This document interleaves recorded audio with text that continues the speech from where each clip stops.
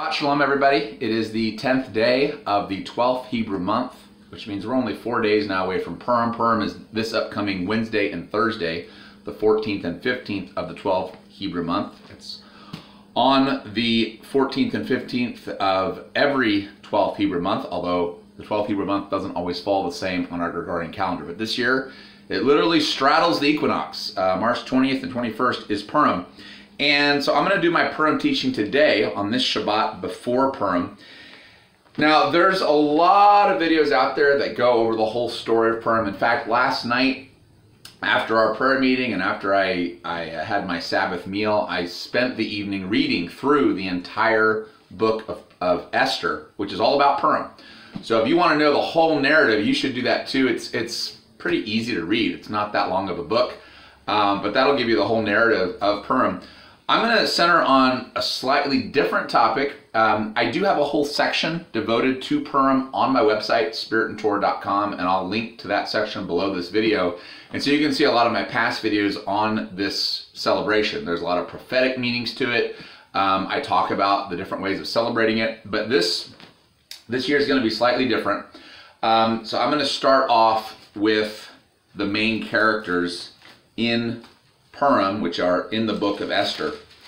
So the three main characters that we have of course Esther, of whom the book of Esther is named, and her uncle, who's also the other main character. His name is Mordecai. Now, when we first read about Mordecai in Esther chapter 2, it says, "Now in Shushan the palace there was a certain Jew whose name was Mordecai. He was the son of Yair, the son of Shimei, the son of Kish, a Benjamite." So he's from the house of Kish, and he was a Benjamite. I want you to remember that, because that's going to become very, very important. If we skip forward to the other main character in Esther, the evil guy, whose name is Haman,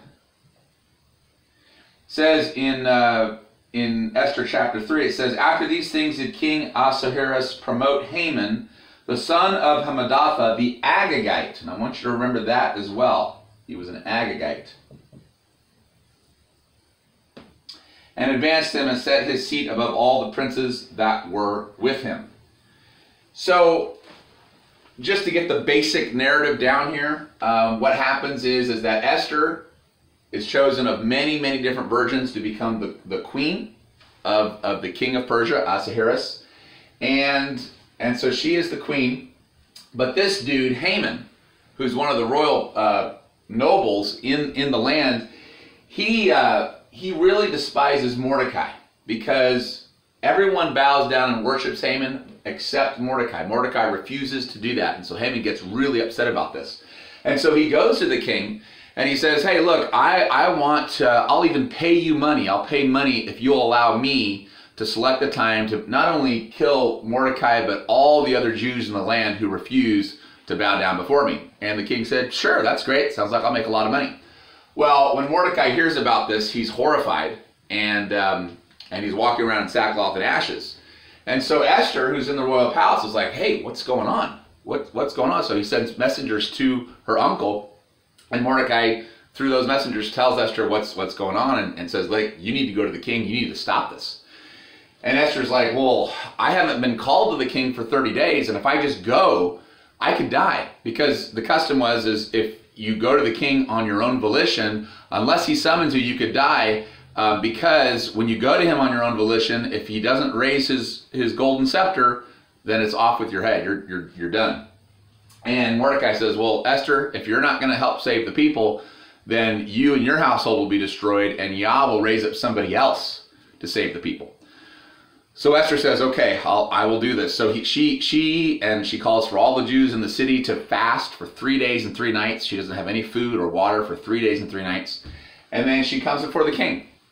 And the king does lift up his golden scepter and receives her. And she begins to throw these banquets, a couple banquets for Haman. You can read the whole narrative. But basically what happens in the end is that Esther reveals Haman as trying to destroy her people. And the king is, of course, outraged by this. And Haman, who has built this huge gallows to hang Mordecai on, because Mordecai would refuse to bow down to him, Haman winds up actually getting hung on those very gallows. And the letters he had written to destroy the Jewish people on those days of Purim actually get reversed. And instead, the king's officers help the Jews to oppress those who were going to attack them. So the whole thing is reversed. All that was meant for evil becomes meant for good. And so there's a lot more details and stuff that you can read about if you go through the book of Esther. But Mordecai comes from the tribe of Benjamin, from the house of Kish, and Haman is an Agagite. Now, I want to go back in time several hundred years. And if you go to 1 Samuel, we read about the first king of Israel. His name was Saul. And in 1 Samuel chapter 9, we see, now there was a man of Benjamin whose name was Kish, the son of Abiel, the son of Zeror, the son of Bechorath, the son of Aphiah, a Benjamite, a mighty man of power. And he had a son whose name was Saul. Now this Saul becomes the first king. So Saul, just like Mordecai, is from the tribe of Benjamin, and his father is Kish. So Saul and Mordecai are from the same tribe and from the same house. Now, if you know about Saul, for the first year he started off pretty good, but then he basically started doing things. He started fearing the people more than he started fearing God. And so very quickly in his reign, Saul became a very evil dude and refused to obey Yah. And in chapter 15, 1 Samuel 15, it says, Samuel said unto Saul, Yahweh sent me to anoint you to be king over the people of Israel. Now therefore hearken thou unto the voice of the words of Yahweh. And thus says Yahweh of hosts, I remember that which Amalek did to Israel. Amalek were a very evil people. And he said how he laid wait for him in the way when he came up from Egypt. Now I want you to go and smite Amalek and utterly destroy all that they have, and spare them not, but slay both man and woman, infant and suckling, ox and sheep, camel and ass. And Saul gathered the people together and numbered them in Telaim, 200,000 footmen and 10,000 men of Judah. And Saul came to a city of Amalek and laid wait in the valley. And Saul said unto the Kenites, Go, depart, get you down from among the Amalekites, lest I destroy you with them. For you showed kindness to all the children of Israel when they came up out of Egypt. So the Kenites departed from among the Amalekites. And Saul smote the Amalekites from Havilah until you come to Shur, that is over against Egypt. And then he took Agag, the king of the Amalekites, alive, and utterly destroyed all the people with the edge of the sword. But Saul and the people spared Agag. That's not what Yah said to do. And the best of the sheep and of the oxen and of the fatlings and the lambs and all that was good, and would not utterly destroy them.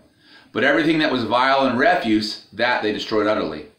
Then came the word of Yahweh unto Samuel, saying, It repents me that I have set up Saul to be king. For he has turned back from following me, and hath not performed my commandments, and it grieved Samuel.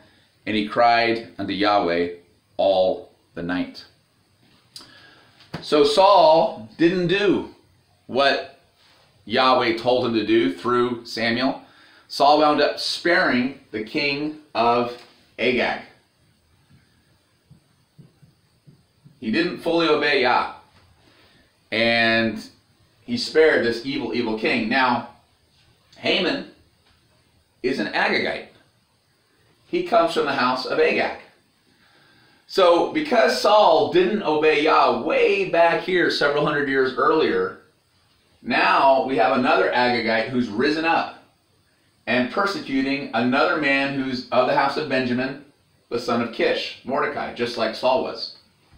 But in this case, in the book of Esther, we see a redemption of the house of Benjamin. Because Mordecai and Esther, they do obey Yah. They fast and pray, they persevere, they do what Yah tells them to do, and so they're able to overcome this Agagite, Haman. So I wanted to point this out, because in our own personal lives, Yah will tell us to do things, and if we don't fully obey Him, if we don't do what He tells us to do, that can cause us to have a lot of problems down the road, just like it caused for Israel. Because Saul didn't do what Yah told him to do in killing Agag, you now have this even bigger, more dire problem that popped up here several hundred years later, where the entire race of the Jews was threatened because of this Agagite. If Saul had just killed Agag and fully destroyed this nation, as God told him to do way back here, then you wouldn't have had Haman pop up several hundred years down the road. So we need to make sure we too are fully obeying the voice of Yah, that we're doing what he tells us to do, because if we don't, it will cause greater problems down the road. And that's why it's always important to be obedient to him.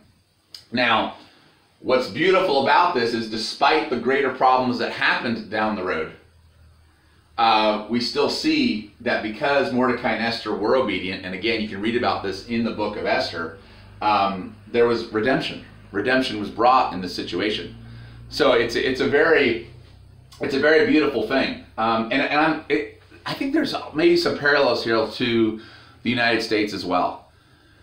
You know, because we didn't deal with problems early on, several decades ago, the deep state has become very, very entrenched in this nation. And so circumstances are much more dire now than they were several decades ago, where if we had taken care of those things back then, if the church had really repented and drawn close to Yah back then, we wouldn't be in the situation that we are now. But as we see through the book of Esther, even with that, things can still be turned around.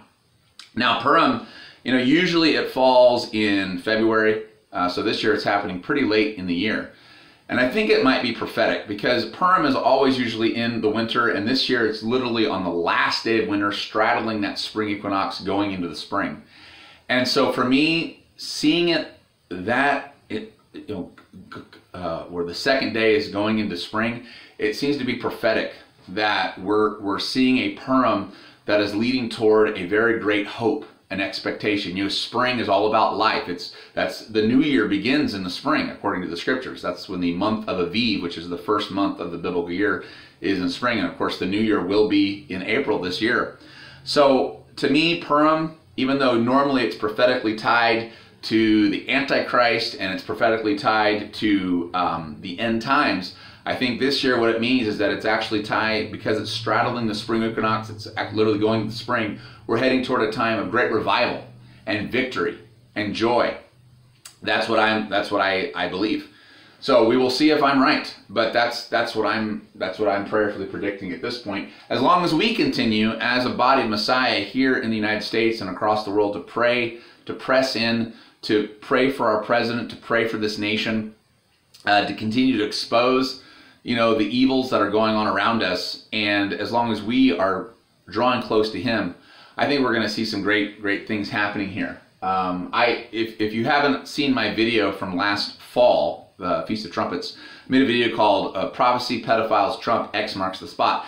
And I believe that because President Trump has been elected, we've been given this reprieve, this window, where the Great Tribulation has been pushed back, and we have this window where we can reach out to the lost like never before.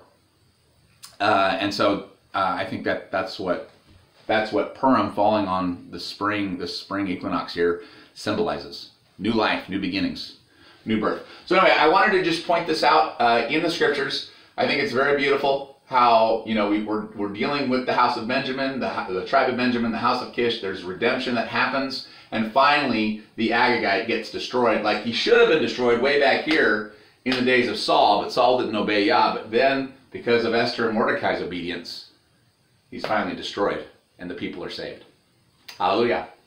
Okay, God bless you guys. Shabbat Shalom. I'll have my Sabbath hike later today.